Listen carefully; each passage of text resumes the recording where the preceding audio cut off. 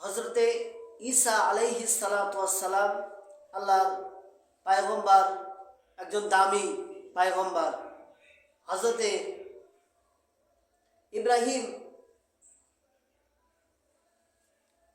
হজরতে ঈসা আলাইহিস সালাতু ওয়াস সালাম আল্লাহর একজন দামি পায়গম্বার। হজরতে ঈসা কোনো জায়গায় সফরের উদ্দেশ্যে রওনা দিবেন, সেই মুহূর্তে একজন ইহুদি হজরতে ঈসা আলাইহিস সালাতু ওয়াস সালামের কাছে হাজির হলেন। হওয়ার পরে হজরতে ঈসা আলাইহিস সালাতু ওয়াস সালাম কি বলছেন, হে আল্লাহর পয়গম্বর হজরত ঈসা, আমি আপনার সাথে সফর সঙ্গী হতে চাই। হজরত ঈসা বলছেন যে আপনি আমার সাথে সফর সঙ্গী হবেন, এটা কিভাবে হয়? তখন ওই ইহুদি নাসরবান্দা হয়ে গেলেন। হওয়ার পরে সেই মুহূর্তে হজরত ঈসা আলাইহিস সালাতু ওয়াস সালামকে বলছেন, হে আল্লাহর পয়গম্বর আপনার সাথে আমি যাবই। নাসরবান্দা ঈসা আলাইহিস সালাম নিতে চাচ্ছে না, তারপরে উনি নাসরবান্দা হয়ে সে হজরত ঈসার সাথে ঈসা আলাইহিস সালাতু ওয়াস সালাম অনুমতি দিলেন যে যাও, ব্যাটিং নিয়ে আসো, ব্যাটিং পত্র নিয়ে আসো। সেই সময় ইহুদি দৌড় মেরে গিয়ে বাড়ি গিয়ে ব্যাটিং পত্র নিয়ে আসলেন। নিয়ে আসার পরে তখন সফর সঙ্গীর সাথে হজরত ঈসা আর ইহুদি যাচ্ছেন। যাওয়ার সময় হজরত ঈসা আলাইহিস সালাতু ওয়াস সালাম 3টা রুটি নিলেন, 3টা খাবার হিসেবে 3টা রুটি নিলেন, আর একটা ঝোলা নিলেন, থলি নিলেন, নিয়ে রওনা করলেন। রওনা দিতে দিতে এক পর্যায়ে হজরত ঈসা আলাইহিস সালাতু ওয়াস সালাম ইহুদিকে বলছেন, ও ভাই, অনেক পথ তো আমরা সফর করলাম, অনেক দূর গেলাম, কিন্তু আমাদের একটু বিশ্রামের প্রয়োজন। তারা ওই জায়গায় থামলো। থামার পরে একটু বিশ্রাম নিলেন। নেওয়ার পরে 3টা রুটি, তখন ওই ইহুদিকে একটা রুটি দিলেন, আর হযরত ঈসা আলাইহিস সালাতু ওয়াস সালাম একটা রুটি নিলেন, আর থলের ভিতরে থাকলো একটা রুটি। সেই সময় হযরত ঈসা আর ইহুদি দুইজন রুটি খাচ্ছেন। খাওয়ার পরে হযরত ঈসা আলাইহিস সালাতু ওয়াস সালাম আল্লাহর পয়গম্বর, তার রুটি খাওয়া শেষ, সে একটু নদীর ভিতরে গেছে পানি খেতে। এই সময়ের ভিতরে ইহুদি হযরত ঈসার থলি থেকে ওই রুটিটা চুরি করে খেয়ে নিয়েছে। খাওয়ার পরে হযরত ঈসা আলাইহিস সালাতু ওয়াস সালাম পানি খেয়ে আসলেন। আসার পরে বলছে, ইহুদি ভাই, রুটিটা কই? একটা রুটি থুয়ে গিয়েছিলাম, রুটি কই? তখন ইহুদি বলছে, আমি জানি না। কত বড় ধোঁকাবাজ! এই জন্য লোভে পাপ, পাপে মৃত্যু, কিভাবে ধ্বংস হয় দেখেন। প্রিয় বন্ধুগণ, সেই সময় কোনো কথা না বলে হযরত ঈসা রওনা দিলেন ওই ইহুদিকে সাথে নিয়ে। সেই সময় ওদিকে আর একটু দূরে যে হযরত ঈসা আলাইহিস সালাতু ওয়াস সালামের ক্ষুধা লেগে গিয়েছে। লেগে যাওয়ার পরে দেখেন ধরার ফন্দি। তারপরে একটা হরিণের বাচ্চা যাচ্ছে, হরিণের মার সাথে 2টি বাচ্চা যাচ্ছে। একটি বাচ্চা ধরে বললেন, ও হরিণ, আল্লাহর হুকুমে তুমি ভোনা হয়ে যাও।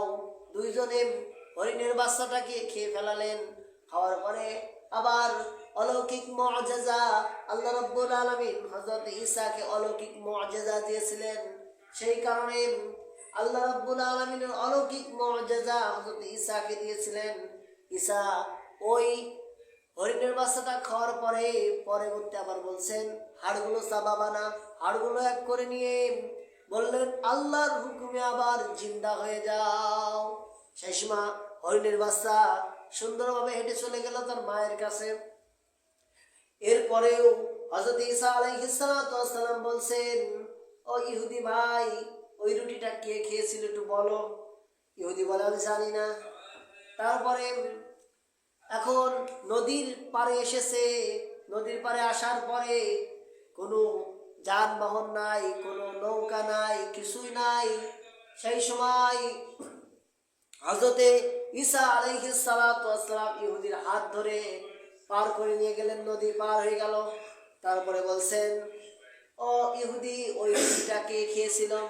সেই সময় হজরতে ওই ইহুদি বলছেন, আমি জানি না। তারপর আর কিছুক্ষণ যাওয়ার পরে অল্প হাতে অল্প বালি নিলেন, এক মুঠো বালি নিলেন, নেওয়ার পরে তারপরে বলছেন, আল্লাহর কাছে বলছেন, আল্লাহর হুকুমে সোনা হয়ে যাও। ওই বালিগুলো সোনা হয়ে গেল। সোনা হয়ে যাওয়ার পরে 3 ভাগ করলেন। চোর কিভাবে ধরা খায় দেখেন, লোভে পাপ, পাপে মৃত্যু কিভাবে হয় দেখেন। সেই সময় 3 ভাগ করার পরে 1 ভাগ ঈসা আলাইহিস সালাতু ওয়াস সালামের কাছে রাখলেন, আর 1 ভাগ ইহুদিকে দিলেন। আর ইহুদিকে বললেন যে ওই রুটিটা কে খেয়েছিল তাকে এই ভাগটা দেব। ইহুদি বললেন, হে আল্লাহর পয়গম্বর, আমি ওই রুটিটা কিছু না মনে করলে আমি বলি আমি ওই রুটিটা আমি খেয়ে ফেলেছিলাম। তাহলে স্বীকার করবি, এখন স্বীকার করলি, আগে স্বীকার করলে হয়ে যেত না? প্রিয় বন্ধুগণ, তখন হযরতে ঈসা আলাইহিস সালাতু ওয়াস সালাম বললেন, ওই ভাগটাও তুমি নাও, আর আমার এই ভাগটাও তুমি নিয়ে নাও, নিয়ে তোমার রাস্তা তুমি মাপো, আমার রাস্তা আমি মাপি। প্রিয় বন্ধুগণ, তখন ইহুদি ওই 3 ভাগ সোনা পেয়ে ইহুদি তো মন খুশিতে বাগ বাকুম। প্রিয় বন্ধুগণ, ওই পথে আবার ইহুদি গুছিয়ে থলে করে সুন্দর করে সোনাগুলো নিয়ে যাচ্ছেন। ওই মুহূর্তে 2টি ডাকাত আসছে ওই পাশ থেকে। 2টি ডাকাত তাকে ধরে ফেলেছে যে আমাদেরও ভাগ দেওয়া লাগবে। প্রিয় ভাইরা আমার, তখন দেখেন লোভে পাপ, পাপে মৃত্যু কিভাবে হয়। তখন হযরতে ঈসা তো চলে গেলেন, কিন্তু ইহুদি আর ওই 2 ডাকাতের 2 জন, এবার ওরা 3 জনেই মানে একটা মিটগুট করেছে। করার পরে বলছেন, খুব ক্ষুধা লেগেছে আমার।